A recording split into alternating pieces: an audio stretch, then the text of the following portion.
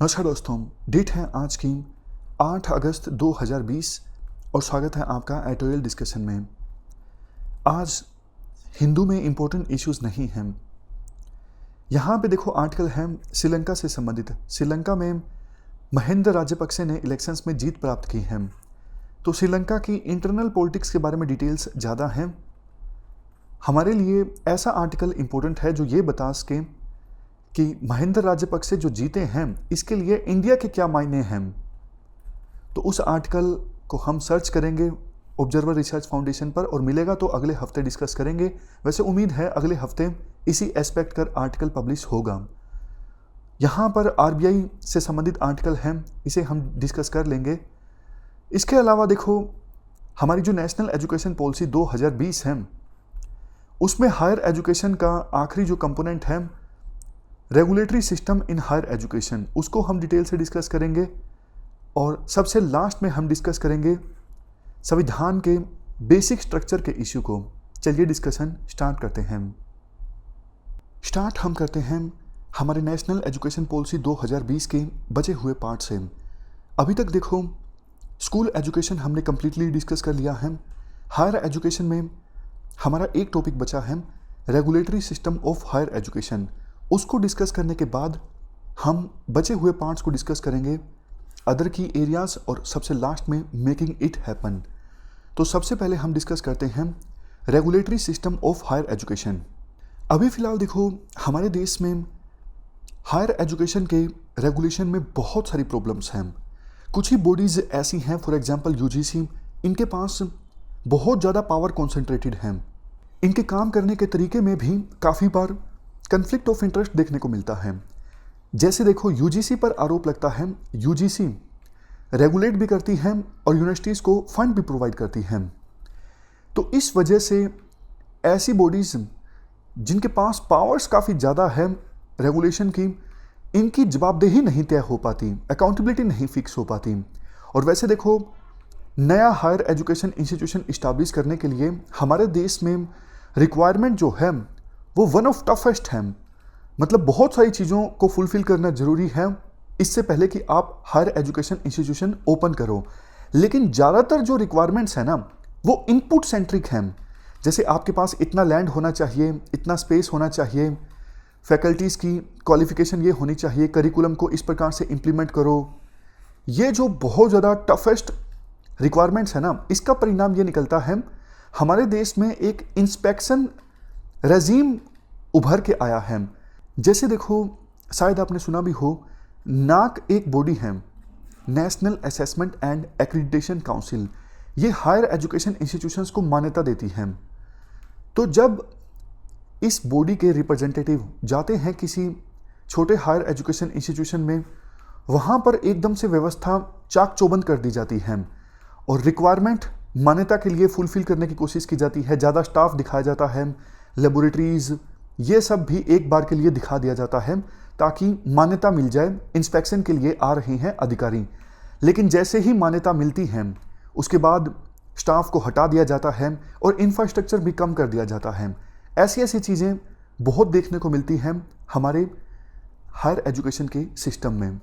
इसके बाद देखो पॉलिसी में ये कहा जाता है इस इंस्पेक्शन रेजीम की वजह से एक तरफ इनोवेशन और एक्सीलेंस नहीं प्रमोट हो पा रहा है और दूसरी तरफ जो घटिया हायर एजुकेशन इंस्टीट्यूशंस हैं जो काम करने ही नहीं चाहिए, जो सिर्फ बिजनेस कर रहे हैं, ठीक से एजुकेशन नहीं प्रोवाइड कर पा रहे हैं, ऐसे इंस्टीट्यूशन तो बंद होने चाहिए ना। ये भी बंद नहीं हो पा रहे हैं क्योंकि इंस्पेक्शन रेजीम जो है वो इतना कमज़ोर है जिससे इनोवेशन तो रुक जाती है, बट जो हायर एजुकेशन के इंस्टीट्यूशंस पुअर प्रैक्टिसेस को फॉलो कर रहे हैं वो भी बंद नहीं हो पा रहे हैं पुअर रेगुलेशन की वजह से। तो दोहरा नुकसान हो रहा है खराब रेगुलेशन की वजह से।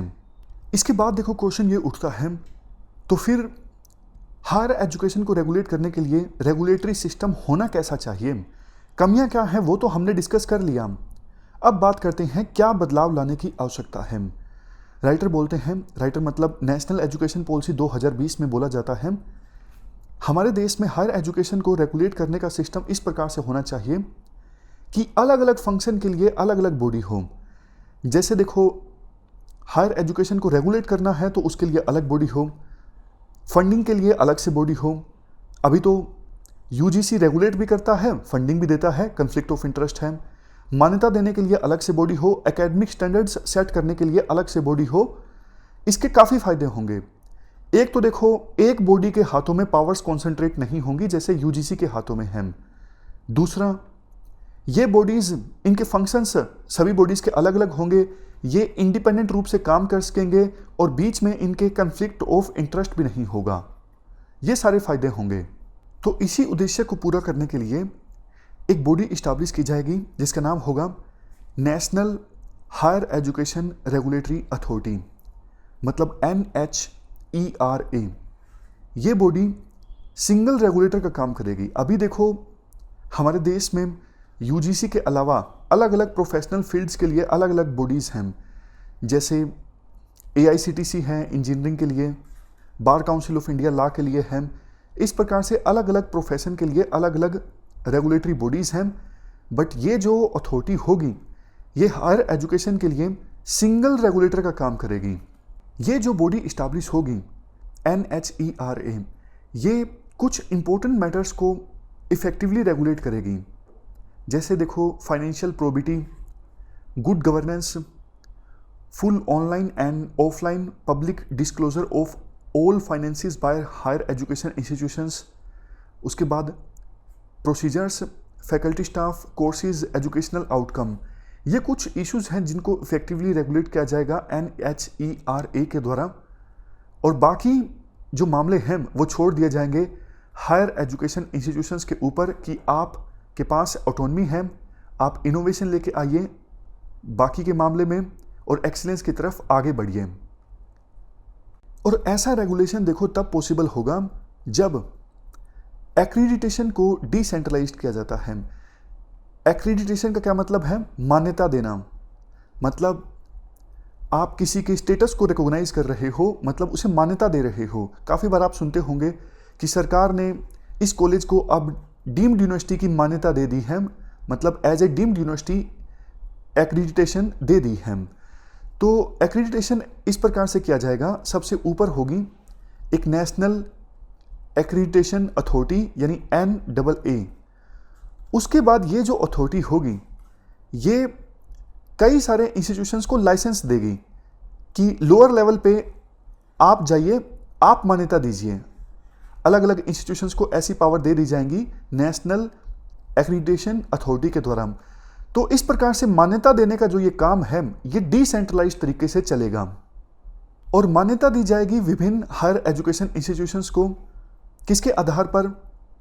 बेसिक नॉर्म्स के आधार पर, जैसे डिस्क्लोजर, गुड गवर्नेंस, आउटकम्स, ये सब चीज़ें। तो ये पूरा इकोसिस्टम जो है मान्यता देने का वो इंडिपेंडेंट ढंग से चलेगा। तो इससे जो इंस्पेक्शन रेजीम है उससे छुटकारा मिल जाएगा। इसके बाद रेगुलेटरी सिस्टम में नेक्स्ट पॉइंट देखो, अक्सर ये कहा जाता है हमारे देश में जो हायर एजुकेशन इंस्टीट्यूशंस हैं वहाँ से जब स्टूडेंट्स पास आउट होते हैं तो उनकी लर्निंग आउटकम काफ़ी कम होती है, इस वजह से उनकी जॉब नहीं लग पाती। मतलब 4 साल, 3 साल, 5 साल कॉलेज में गुजारने के बावजूद स्टूडेंट ने ज़्यादा कुछ नहीं सीखा है जिसको इस्तेमाल करके वो जॉब लग सके। तो इंडस्ट्रीज़ वाले जॉब देते नहीं हैं। तो एक अलग से बॉडी इस्टेब्लिश की जाएगी, जनरल एजुकेशन काउंसिल यानी GEC। ये बॉडी लर्निंग आउटकम कैसी होनी चाहिए एक स्टूडेंट के पास आउट होने के बाद इस संदर्भ में गाइडलाइंस फ्रेम करेगी। मतलब ग्रेजुएट के क्या एट्रीब्यूट्स होने चाहिए, ग्रेजुएट के क्या गुण होने चाहिए कॉलेज से पास आउट होने के बाद, इस बारे में गाइडलाइंस फ्रेम की जाएंगी जनरल एजुकेशन काउंसिल के द्वारा। और ये जो काउंसिल है एक फ्रेमवर्क भी इस्टेब्लिश करेगी, national higher education qualification framework यानी NHEQF।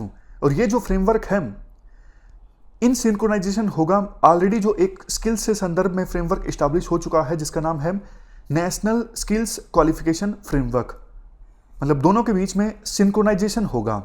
ये जो फ्रेमवर्क होगा national higher education qualification framework, ये देखो विभिन्न हायर एजुकेशन इंस्टीट्यूशंस को एक ब्रॉड फ्रेमवर्क प्रोवाइड करेगा जिसके तहत विभिन्न हायर एजुकेशन इंस्टीट्यूशंस अपना सिलेबस डिफाइन कर सकते हैं बच्चों को सिखाने के लिए। समझ गए? मतलब एक बड़ा फ्रेमवर्क दे दिया गया, इसके द्वारा विभिन्न हायर एजुकेशन इंस्टीट्यूशंस को, और बाद में उनको बोल दिया गया आपके पास ऑटोनॉमी है, आप इस फ्रेमवर्क के अंदर अपना सिलेबस जो है वो फॉर्मुलेट कर सकते हो। तो इससे ऑटोनॉमी भी आएगी हायर एजुकेशन इंस्टीट्यूशंस के पास। इसके साथ साथ देखो, ये फ्रेमवर्क ये भी बताएगा हायर एजुकेशन इंस्टीट्यूशंस को कि कितनी लर्निंग आउटकम होने पर किसी स्टूडेंट को डिग्री देनी है, डिप्लोमा देना है या फिर सर्टिफिकेट देना है। याद कीजिए, हमने पहले भी इसे डिस्कस किया था। मान लीजिए एग्जाम्पल के तौर पर 2 साल तक बच्चे ने एजुकेशन प्रोवाइड की है, तो उसके पास ऑप्शन होगा बीच में छोड़ने का, तो उसको डिप्लोमा मिल जाएगा। 3 साल तक वो करेगा तो डिग्री मिल जाएगी। ये सिर्फ एग्जाम्पल है। तो मतलब स्टूडेंट्स को बीच में छोड़ने का एग्जिट ऑप्शन रहेगा।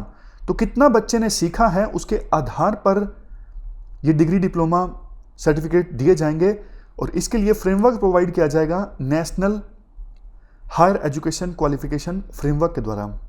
इसके बाद नेक्स्ट पॉइंट एक और बॉडी के इस्टेब्लिश होने के प्रपोजल से संबंधित है, जिसका नाम होगा हायर एजुकेशन ग्रांट कमीशन, यानी HEGC।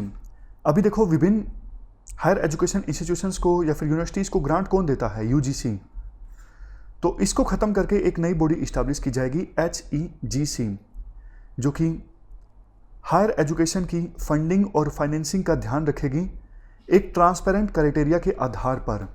याद कीजिए, पहले हमने क्या डिस्कस किया था कि हर एक हायर एजुकेशन इंस्टीट्यूशन में बोर्ड ऑफ गवर्नर होगा, और ये बोर्ड इंस्टीट्यूशन के लिए IDP तैयार करेगा। IDP मतलब इंस्टीट्यूशनल डेवलपमेंट प्लान।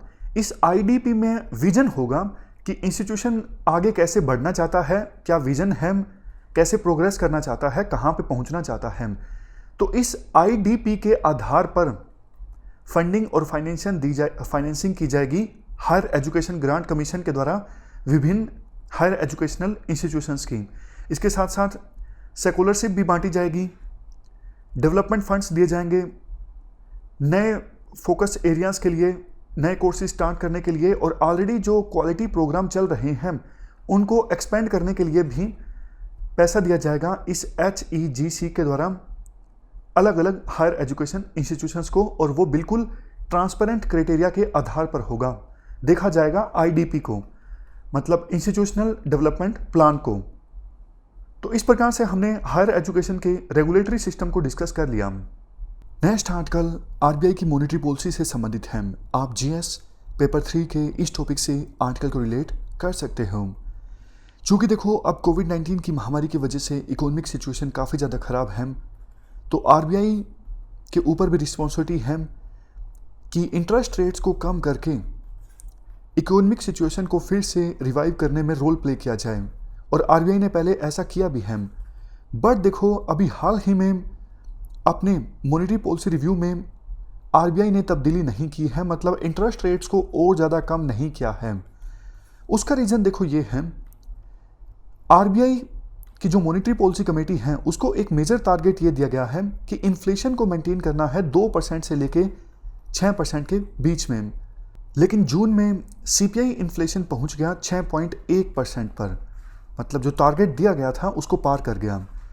अब देखो, इसके काफ़ी सारे रीजंस हैं। जैसे एक तो सेंट्रल गवर्नमेंट ने एक्साइज ड्यूटी इंक्रीज कर दी थी पेट्रोल और डीजल पर, और काफ़ी सारे स्टेट्स ने भी ऐसा किया, जिसकी वजह से पेट्रोल और डीजल के दाम बढ़ गए।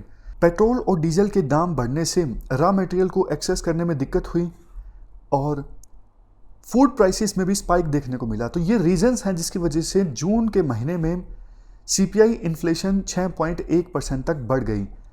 लेकिन देखो, इनमें से कुछ रीजंस परमानेंट नहीं हैं, तो मतलब अनसर्टेनिटी है, अनिश्चितता है कि इन्फ्लेशन आगे कैसे रहेगी।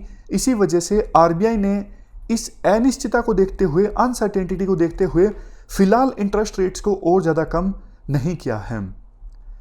RBI को ये लगता है इस साल वैसे तो इकोनॉमी जो है वो श्रिंक हो सकती है, बट अगर जल्दी से कोविड-19 का कोई सॉल्यूशन निकल के आ जाता है तो फिर इकोनॉमी जल्दी से इसी साल बाउंस बैक भी कर सकती है।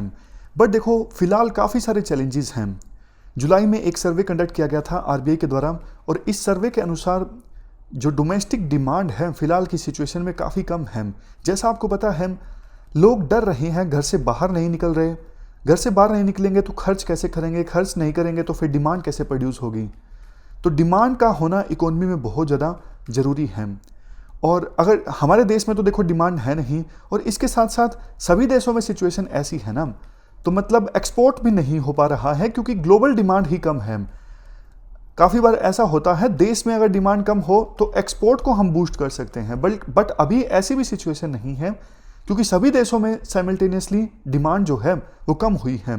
इसके अलावा देखो आर्टिकल में ये कहा जाता है, आरबीआई ने अपनी रिपोर्ट में एक इम्पोर्टेंट फैक्टर को इग्नोर कर दिया है, चाइना के साथ टेंशंस। चाइना के साथ हमारा व्यापार काफ़ी ज़्यादा होता है और गलवान वैली के इंसिडेंट्स के बाद दोनों देशों के बीच टेंशंस हैं। व्यापार पहले की अपेक्षाकृत कम होने लगा है। हमने चाइना की 59 एप्लीकेशंस पर बैन लगा दिया है और ऐसी भी खबरें निकल के आईं कि बहुत सारे जो चाइना से इन्वेस्टमेंट हैं उस पर सरकार ने रिस्ट्रिक्शंस लगाई हैं। चाइना के जो कंसाइनमेंट्स हैं वो डिलीवर नहीं हो पा रही हैं, वो पोर्ट्स पर रुके हुए हैं।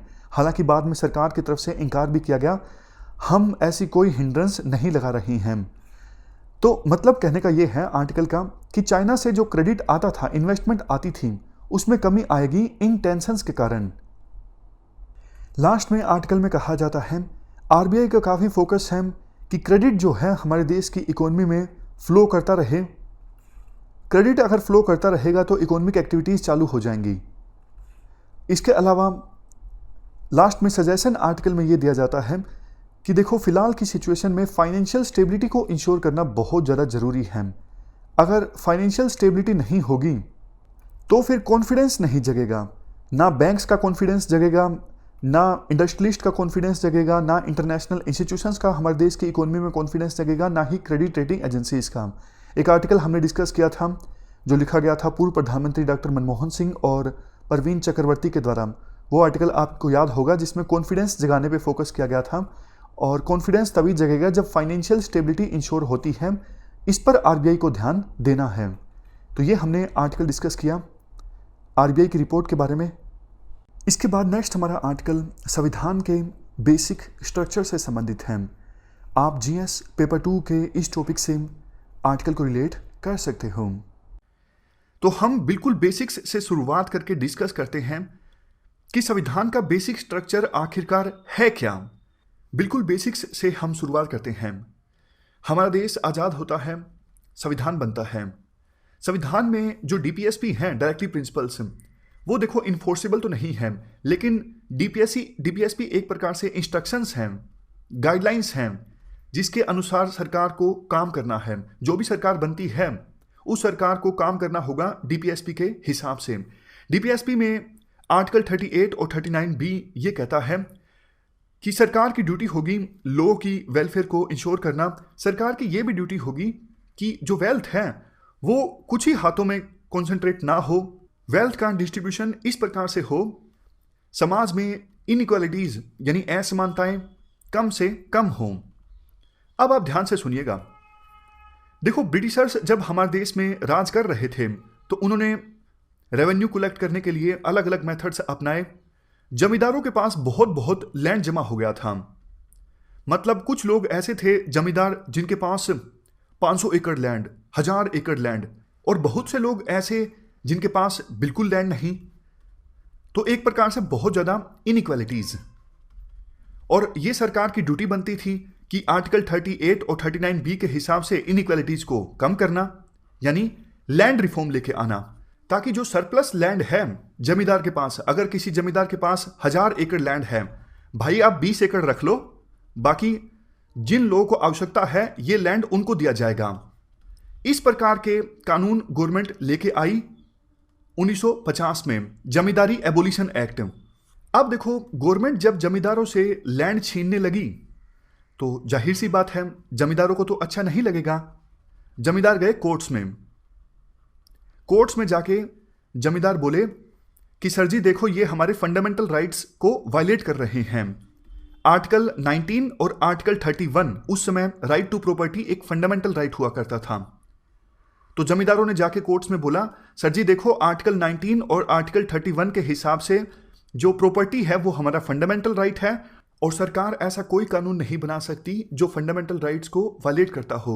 अगर सरकार ऐसा करती है, अगर सरकार ऐसा कोई कानून बनाती है जो फंडामेंटल राइट्स को वायलेट करता हो, तो वो सरकार का कानून नल एंड वॉइड हो जाएगा। ऐसा साफ तौर पे लिखा हुआ है आर्टिकल 13 में। तो कोर्ट्स ने कहा कि बात तो जी आपकी ठीक है। तो कोर्ट ने जमींदारी एबोलिशन एक्ट को स्ट्राइक डाउन कर दिया और कहा सरकार को कोई हक नहीं है जमींदारों से उनकी जमीन छीनने का, क्योंकि अगर सरकार ऐसा करती है तो ये फंडामेंटल राइट का उल्लंघन होगा और आर्टिकल 13 के हिसाब से हर एक वो कानून नल एंड वॉइड हो जाएगा जो फंडामेंटल राइट्स को वायलेट करता हो। तो कोर्ट के इस वर्डिक्ट के बाद सरकार ने सोचा ये तो गलत काम हो गया, मतलब कैसे काम चलेगा, लैंड रिफॉर्म तो लाने ही पड़ेंगे, और कोर्ट ने जमींदारी एबोलिशन एक्ट को स्ट्राइक डाउन कर दिया। तो सरकार ने तरीका खोजा, सरकार ने संविधान को अमेंड कर दिया। 1951 में आती है संविधान की फर्स्ट अमेंडमेंट, पहली अमेंडमेंट। फर्स्ट अमेंडमेंट में सरकार ने दो चीजें की। एक तो शेड्यूल 9 ऐड किया गया, इसके अलावा इंसर्ट किया गया आर्टिकल 31B। 31B में देखो ये लिखा हुआ है, जो एक्ट्स शेड्यूल 9 में डाले जाएंगे चाहे वो फंडामेंटल राइट्स को वायलेट भी करते हों, जुडिशरी उन्हें स्ट्राइक डाउन नहीं कर सकती। यानी जुडिशरी से पावर छीन ली गई कि शेड्यूल 9 में जो एक्ट्स डाले गए हैं उन एक्ट्स को रिव्यू नहीं किया जा सकता जुडिशरी के द्वारा। तो इस प्रकार से संविधान को अमेंड करके सरकार ने कोशिश की कि अब जमींदारी एबोलिशन एक्ट को हम रख देंगे शेड्यूल 9 के अंदर, और शेड्यूल 9 के अंदर जो एक्ट्स हैं उनको जुडिशरी रिव्यू नहीं कर सकेगी चाहे वो फंडामेंटल राइट्स को वायलेट ही क्यों ना करते हों। ऐसा लिखा हुआ है आर्टिकल 31B में। तो फर्स्ट अमेंडमेंट के बाद सरकार फिर से लग गई लैंड रिफॉर्म्स के काम में और जमींदारों से उनकी जमीनें एक्वायर की जाने लगी। इसी बीच संविधान की जो फर्स्ट अमेंडमेंट थी उसे चैलेंज कर दिया गया सुप्रीम कोर्ट में। सुप्रीम कोर्ट में जाके पिटिशनर्स ने बोला कि जी देखो ऐसा थोड़ी हो सकता है, सरकार फंडामेंटल राइट थोड़ी ना छीन सकती है संविधान को अमेंड करके, क्योंकि साफ तौर पे लिखा हुआ है आर्टिकल 13 में कि जो भी कानून फंडामेंटल राइट्स को वायलेट करेगा वो कानून नल एंड वॉइड हो जाएगा।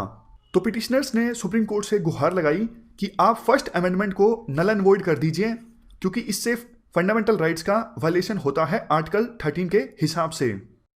तो इस प्रकार के मेनली उस समय दो केसेस सामने आए। एक तो देखो 1952 का, नोट डाउन आप कर सकते हो, 1952 का केस है शंकरी प्रसाद सिंह देव वर्सेस यूनियन ऑफ इंडिया। फिर से बोलता हूं, 1952 का केस है शंकरी प्रसाद सिंह देव वर्सेस यूनियन ऑफ इंडिया। और 1955 का केस है Sajjan Singh versus state of Rajasthan 1955। Sajjan Singh versus state of Rajasthan 1955 का केस। ये दो केस सुप्रीम कोर्ट में आए जिसमें पिटिशनर ने कहा था आर्टिकल 13 के हिसाब से जो फर्स्ट अमेंडमेंट है उसे आप नल एंड वॉइड कर दीजिए।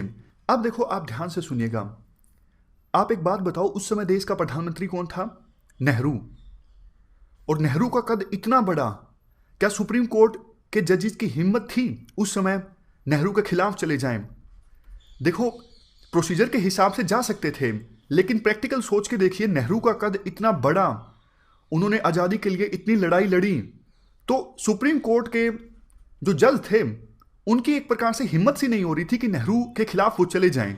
और दूसरा इशू भी ऐसा है लैंड रिफॉर्म का कि पब्लिक में ये इशू अपील बहुत करता है। तो 1952 के शंकरी प्रसाद और 1955 के सज्जन सिंह केस में सुप्रीम कोर्ट ने अपना फैसला दिया कि संविधान को अमेंड करके फंडामेंटल राइट्स भी छीने जा सकते हैं। वर्ड्स पे खेल गई सुप्रीम कोर्ट। सुप्रीम कोर्ट ने कहा कि भैया आर्टिकल 13 में लिखा हुआ है एनी लॉ लिखा हुआ है, अमेंडमेंट नहीं लिखा हुआ, यानी संविधान को अमेंड करके फंडामेंटल राइट्स छीने जा सकते हैं। समझ गए? तो ये सुप्रीम कोर्ट का जजमेंट आया 1952 में और 1955 में। 1952 का केस था शंकरी प्रसाद और 1955 का केस था सज्जन सिंह। तो एसेंस आप निकाल सकते हो, सुप्रीम कोर्ट ने घुटने टेक दिए पार्लियामेंट के सामने कि आप संविधान को अमेंड करके चाहे मर्जी फंडामेंटल राइट्स छीन लो। तो इसके बाद क्या होता है? इसके बाद हो जाती है नेहरू की डेथ 1964 में। और समय के अनुसार सुप्रीम कोर्ट भी अपने आप को असर्ट करना स्टार्ट कर देती है। सुप्रीम कोर्ट के जजेस में हिम्मत आना स्टार्ट हो जाती है। तो 1967 से पहले इसी प्रकार का एक और मामला सामने आया। दो भाई थे, नाम था हेनरी गोलकनाथ और विलियम गोलकनाथ। इनके पास पंजाब में 500 एकड़ लैंड था। फिर से बोलता हूं, विलियम गोलकनाथ और हेनरी गोलकनाथ दोनों भाइयों के पास पंजाब में 500 एकड़ की जमीन थी। लेकिन पंजाब सरकार ने क्या किया, Punjab security and land tenure act के हिसाब से, Punjab security and land tenure act के हिसाब से इनको सिर्फ 20 एकड़ दे दिया और बाकी इनसे एक्वायर कर लिया। तो गोलकनाथ भाई गए सुप्रीम कोर्ट के पास और जाके बोले कि देखो जी, हमारा तो लैंड छीन लिया, ये तो राइट टू इक्वालिटी के अगेंस्ट है, आर्टिकल 14 के अगेंस्ट है, राइट टू प्रोफेशन के अगेंस्ट है, यानी आर्टिकल 19 के अगेंस्ट है, आर्टिकल 31 के अगेंस्ट है। बहुत सारी चीजें उन्होंने जाके बोली कि हमारे सारे फंडामेंटल राइट्स का वायलेशन हो रहा है और ये गलत है। पंजाब सरकार का तर्क ये था सुप्रीम कोर्ट के सामने, हमने जिस एक्ट की सहायता से गोलकनाथ बंधुओं का लैंड एक्वायर किया है, वो जो एक्ट है वो आता है शेड्यूल 9 में, और शेड्यूल 9 में जो एक्ट आता है उसे आप रिव्यू नहीं कर सकते, चाहे उससे फंडामेंटल राइट्स का वायलेशन ही क्यों ना होता हो। ये आया था फर्स्ट अमेंडमेंट से। तो उस समय तक तो आपको पता है सुप्रीम कोर्ट काफी स्ट्रांग हो चुकी थी, नेहरू की डेथ हो चुकी थी और आजादी को भी ऑलमोस्ट 20 साल हो गए थे। सुप्रीम कोर्ट ने कहा कि हम फिर से कंसीडर करेंगे, क्या पार्लियामेंट में अमेंडमेंट की सहायता से फंडामेंटल राइट को छीना जा सकता है या फिर नहीं छीना जा सकता है। तो सुप्रीम कोर्ट ने 1967 के गोलकनाथ वर्सेस पंजाब इस केस में अपना वर्डिक्ट दिया और कहा, आर्टिकल 368 के हिसाब से भी संविधान को इस प्रकार से अमेंड नहीं किया जा सकता, इस प्रकार से चेंज नहीं किया जा सकता कि फंडामेंटल राइट्स का वायलेशन हो। यानी सुप्रीम कोर्ट ने, आप कह सकते हो, यू टर्न ले लिया।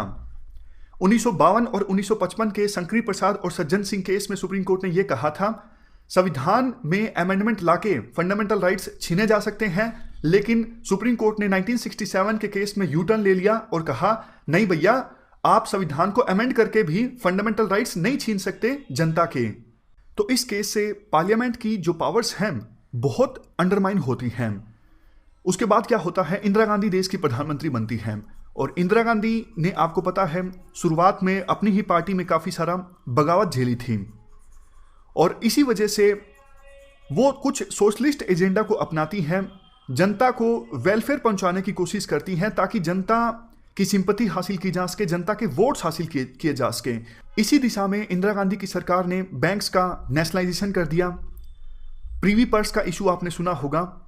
जब देखो सरदार पटेल ने बहुत सारी रियासतों को इंडिया में मिलाया था तो बहुत सारे राजाओं को यह वादा किया गया था कि हम आपको एनुअल ग्रांट देंगे, आप अपना फ्लैग लगा सकते हो, टाइटल लगा सकते हो, लेकिन इन सब चीज़ों को इंदिरा गांधी ने एबोलिश कर दिया। तो ये इशू भी गया था कोर्ट में। तो बहुत सारे ऐसे इश्यूज उस समय कोर्ट में गए, जुडिशरी के बीच और इंदिरा गांधी सरकार के बीच टसल देखने को मिला, फाइट देखने को मिली। ये वो समय था, देखो 1971, 1972, इंदिरा गांधी सरकार ने पार्लियामेंट की पावर्स को फिर से हासिल करने की कोशिश की। काफ़ी सारी अमेंडमेंट्स की गई संविधान में, जैसे अमेंडमेंट 24, अमेंडमेंट 25, अमेंडमेंट 26 और अमेंडमेंट 29। जैसे मैं आपको दो अमेंडमेंट्स के बारे में बताता हूं। अमेंडमेंट 25 क्या थी संविधान की और अमेंडमेंट 29 क्या थी। अमेंडमेंट 25 के हिसाब से एक तो देखो आर्टिकल 31A को चेंज किया गया। अगर सरकार किसी से लैंड एक्वायर करती है और कंपनसेशन कम दी जाती है तो वो पर्सन सुप्रीम कोर्ट के सामने या फिर कोर्ट के सामने जाके ये नहीं बोल सकता कि मेरे फंडामेंटल राइट का वायलेशन हो गया है। और दूसरा, अमेंडमेंट 25 के हिसाब से एक नया आर्टिकल इंसर्ट किया गया संविधान में, 31C। ये क्या था? आर्टिकल 31C जो कि ऐड किया गया अमेंडमेंट 25 की सहायता से, कहता है अगर सरकार डीपीएसपी को इंप्लीमेंट करने के लिए, यानी डायरेक्टिव प्रिंसिपल्स को इंप्लीमेंट करने के लिए सरकार कोई कानून लाती है तो उस कानून को रिव्यू नहीं किया जा सकता सुप्रीम कोर्ट के द्वारा, ये कहते हुए कि वो जो कानून है वो फंडामेंटल राइट का वायलेशन करता है। समझ गए? फिर से बोलता हूं, अमेंडमेंट 25 की सहायता से आर्टिकल 31C ऐड किया गया। आर्टिकल 31C में कहा गया है सरकार अगर डीपीएसपी को इंप्लीमेंट करने के लिए कोई कानून लेके आती है तो उस कानून को रिव्यू नहीं किया जा सकता, ये कहते हुए कि ये जो कानून है वो फंडामेंटल राइट को वायलेट करता है। इसके अलावा अमेंडमेंट 29 क्या है? अमेंडमेंट 29 में क्या किया गया? केरल के 2 एक्ट्स, केरल के लैंड रिफॉर्म संबंधी 2 एक्ट्स, उनको डाल दिया गया शेड्यूल 9 में, यह इंश्योर करने के लिए कि जुडिशरी केरल के लैंड रिफॉर्म संबंधित उन 2 एक्ट्स को रिव्यू ना करें। तो कहने का एसेंस देखो ये है, इन अमेंडमेंट्स की सहायता से सरकार की तरफ से पूरी कोशिश की गई कि 1967 में गोलकनाथ केस में जो सुप्रीम कोर्ट की जजमेंट आई थी, जिसमें सुप्रीम कोर्ट ने कहा था कि आप संविधान को अमेंड करके भी फंडामेंटल राइट्स नहीं छीन सकते, इस जजमेंट को नलीफाई किया जा सके। लेकिन अब देखने लायक चीज ये है, इन अमेंडमेंट्स के बाद सुप्रीम कोर्ट का क्या रिएक्शन होता है। यानी मामले का अब पटापेक्स होने वाला है, मामला बिल्कुल कंक्लूजन तक पहुंचने वाला है। 1972 में केरल में जो लैंड रिफॉर्म्स एक्ट आए, उसके बाद क्या हुआ, एक मठ था केरल में जिसके प्रीस्ट थे केशवानंद, उनकी मठ की 500 एकड़ जमीन को एक्वायर कर लिया गया। तो केशवानंद गए सुप्रीम कोर्ट में और सेम बात जाके बोली कि देखो जी मेरे फंडामेंटल राइट्स का हनन हुआ है। तो सुप्रीम कोर्ट ने 1973 में अपनी जजमेंट दी जिसे कहा जाता है केशवानंद भारती जजमेंट, और यही इसी जजमेंट से निकल के आया बेसिक स्ट्रक्चर का कंसेप्ट। इस जजमेंट में सुप्रीम कोर्ट ने कहा, 7-6 से ये जजमेंट आई थी, 13 जजेस की बेंच बैठी थी और 7-6 से ये जजमेंट आई थी। सुप्रीम कोर्ट ने इस केस में कहा कि पार्लियामेंट के पास पूरी आजादी है, वो संविधान को अमेंड कर सकती है, लेकिन संविधान का जो बेसिक स्ट्रक्चर है वो वायलेट नहीं होना चाहिए। फिर से बोलता हूं, सुप्रीम कोर्ट ने 1973 की अपनी केशवानंद भारती केस की जजमेंट में कहा कि पार्लियामेंट के पास पूरी आजादी है कि वो संविधान को अमेंड कर सकती है, लेकिन अमेंडमेंट से संविधान का बेसिक स्ट्रक्चर वायलेट नहीं होना चाहिए। और ये कौन डिसाइड करेगा कि संविधान के बेसिक स्ट्रक्चर में क्या आता है क्या नहीं आता है, यह भी डिसाइड किया जाएगा सुप्रीम कोर्ट के द्वारा। इसी जजमेंट में जो चीफ जस्टिस थे, चीफ जस्टिस सिकरी, उन्होंने काफ़ी सारे फीचर्स बताए और कहा कि ये जो फीचर्स हैं वो संविधान के बेसिक स्ट्रक्चर का पार्ट हैं, जैसे supremacy of constitution, Republican democratic form of government, secular character of constitution, separation of powers between legislature, executive and judiciary, federal character of constitution. इसके अलावा जस्टिस ग्रोवर और जस्टिस सेलट ने भी कहा कि कुछ फीचर्स जो हैं वो संविधान के बेसिक स्ट्रक्चर का पार्ट हैं, जैसे unity and integrity of the nation, sovereignty of the country. Justice Hegde ने भी कुछ फीचर्स बताए जो कि संविधान के बेसिक स्ट्रक्चर का पार्ट है, democratic character of polity, unity of country. कहने का एसेंस देखो ये हुआ, ये भी सुप्रीम कोर्ट ही तय करेगी कि कौन सी चीज़ संविधान का बेसिक स्ट्रक्चर का पार्ट है, और जो चीज़ सुप्रीम कोर्ट ने तय कर ली कि ये संविधान के बेसिक स्ट्रक्चर का पार्ट है, सरकार संविधान को अमेंड करके ऐसा कुछ नहीं कर सकती जिससे संविधान का जो बेसिक स्ट्रक्चर है वो वायलेट होता हो। तो एक प्रकार से बैलेंस इस्टेब्लिश करने की कोशिश की गई सुप्रीम कोर्ट ने अपने इस केशवानंद भारती केस की जजमेंट में। 1967 का जो गोलकनाथ केस था, उस केस में सुप्रीम कोर्ट ने यह कहा था आर्टिकल 368 जो है वो सिर्फ एक प्रोसीजर बताता है, आर्टिकल 368 पावर नहीं देता पार्लियामेंट को। लेकिन केशवानंद भारती केस में सुप्रीम कोर्ट ने कहा कि आर्टिकल 368 पार्लियामेंट को पावर भी देता है और प्रोसीजर भी बताता है संविधान को अमेंड करने का। यानी गोलकनाथ केस में जो कुछ कहा गया वो गलत था। बैलेंस इस्टेब्लिश करने की सुप्रीम कोर्ट ने कोशिश की। 1973 के इस केशवानंद भारती केस में सुप्रीम कोर्ट ने कहा कि पार्लियामेंट चाहे सब कुछ अमेंड कर सकती है, लेकिन उस अमेंडमेंट से संविधान का बेसिक स्ट्रक्चर वायलेट नहीं होना चाहिए। और ये कौन डिसाइड करेगा कौन सी चीज़ संविधान के बेसिक स्ट्रक्चर में आती है, कौन सी नहीं आती है, यह भी डिसाइड किया जाएगा सुप्रीम कोर्ट के द्वारा। तो एक प्रकार से सुप्रीम कोर्ट ने अपनी इस केशवानंद भारती केस की जजमेंट में यह साफ कर दिया कि पार्लियामेंट के पास अनलिमिटेड पावर नहीं है संविधान को अमेंड करने की। हाँ, ये बात सही है, वो आर्टिकल 368 के हिसाब से संविधान को अमेंड कर सकते हैं, लेकिन उनके पास अनलिमिटेड पावर नहीं है। संविधान की अमेंडमेंट संविधान के बेसिक स्ट्रक्चर को वायलेट नहीं करनी चाहिए। अब देखो, इसके जवाब में कुछ एक्सपर्ट्स ऐसे भी हैं जिन्होंने कहा ये तो देखो टायरनी ऑफ अनइलेक्टेड है। सुप्रीम कोर्ट के जो जज हैं वो डिसाइड करेंगे क्या कुछ बेसिक स्ट्रक्चर में आता है और क्या कुछ बेसिक स्ट्रक्चर में नहीं आता है। तो जो चुने हुए प्रतिनिधि हैं पार्लियामेंट में, उनकी तो चलेगी नहीं, सुप्रीम कोर्ट के जजेस की चलेगी। तो ये क्रिटिसिज्म होता है बेसिक स्ट्रक्चर के कंसेप्ट का कि ये टायरनी ऑफ अनइलेक्टेड है। क्यों? जजेस की तो देखो अकाउंटेबिलिटी भी ठीक से तय नहीं होती, जजेस को जनता ने नहीं चुना है। अगर वो इस प्रकार से डिसाइड करेंगे कौन सी चीज संविधान के बेसिक स्ट्रक्चर को वायलेट करती है, कौन सी नहीं करती है, तो फिर पार्लियामेंट के पास जो पावर्स हैं वो कम हो जाती हैं। जनता के द्वारा चुने हुए जो प्रतिनिधि हैं उनकी जो पावर्स हैं बहुत हद तक लिमिटेड हो जाती हैं। लेकिन अब आप ध्यान से सुनिएगा, बेसिक स्ट्रक्चर के पक्ष में बहुत सारे आर्गुमेंट दिए जाते हैं। सबसे पहला आर्गुमेंट, अगर देखो पार्लियामेंट को पूरी आजादी दे दी गई, अनलिमिटेड पावर दे दी गई संविधान को अमेंड करने की, कल को मान लीजिए ऐसी गवर्नमेंट सत्ता में आ गई, उस पार्टी की लोकसभा में भी प्रचंड बहुमत है और राज्यसभा में भी प्रचंड बहुमत है, तो पार्लियामेंट तो यह भी डिसाइड कर सकती है कि देश को दो टुकड़ों में बांट दिया जाए। यानी आर्टिकल जो 1 है जिसमें बताया हुआ है यूनियन ऑफ इंडिया के बारे में, उस आर्टिकल को अमेंड करके इंडिया के दो टुकड़े कर दिए जाएं। तो क्या यह मान्य होगा? बिल्कुल नहीं मान्य होगा। यह बेसिक स्ट्रक्चर के अगेंस्ट है। इसलिए बेसिक स्ट्रक्चर का जो कंसेप्ट है वो बिल्कुल ठीक है, ताकि इस प्रकार की अमेंडमेंट कोई भी ना हो सके। दूसरा आप एग्जांपल देख सकते हो, मान लीजिए कोई ऐसी पार्टी का बहुमत आ जाए लोकसभा में भी और राज्यसभा में भी, और वो प्रचंड बहुमत हो, वो सिचुएशन के हिसाब से आर्टिकल 21 को भी चेंज कर दे, यानी राइट टू लाइफ को। क्या ये अमेंडमेंट जायज होगा? नहीं, बिल्कुल नहीं। अगर देखो पार्लियामेंट को अनलिमिटेड पावर दे दी जाए संविधान को अमेंड करने की, कल को वो इस प्रकार की अमेंडमेंट भी ला सकते हैं कि इंडिया पर फिर से मुगल एम्पायर इस्टेब्लिश हो जाए या फिर ब्रिटिश पावर फिर से इस्टेब्लिश हो जाए। क्या वो अमेंडमेंट जायज होगा? नहीं, नहीं जायज होगा। जो लोग ये कहते हैं पार्लियामेंट के पास पूरी पावर्स होनी चाहिए संविधान को अमेंड करने की, उन लोगों को यह समझने की आवश्यकता है, कल को मान लीजिए ऐसी पॉलिटिकल पार्टी का बहुमत आ जाता है लोकसभा में भी और राज्यसभा में भी, जो संविधान में अमेंड करके ये प्रोविजन कर देती है कि इंडिया के ऊपर शासन चलेगा यूएसए का, तो क्या ये अमेंडमेंट जायज होगी? क्या पार्लियामेंट को आज़ादी देनी चाहिए इस प्रकार से संविधान को अमेंड करने की? बिल्कुल नहीं। अगर देखो इस प्रकार का अमेंडमेंट किया जाएगा तो वो संविधान इंडिया का संविधान रहेगा ही नहीं, वो तो यूएसए का संविधान हो जाएगा। तो इसलिए बेसिक स्ट्रक्चर का जो कंसेप्ट है वो बिल्कुल ठीक कंसेप्ट है। बेसिक स्ट्रक्चर के कंसेप्ट से मेजॉरिटेरियन गवर्नमेंट की जो पावर्स हैं वो लिमिटेड रहती हैं। और देखो असल में अमेंडमेंट का मतलब भी यही है। जब हम कहते हैं संविधान को अमेंड करना, इसका मतलब ये होता है संविधान में माइनर चेंजेस लाना। अमेंडमेंट का मतलब होता है माइनर चेंजेस। अमेंडमेंट का मतलब ये नहीं होता कि आप संविधान को ही चेंज कर दो।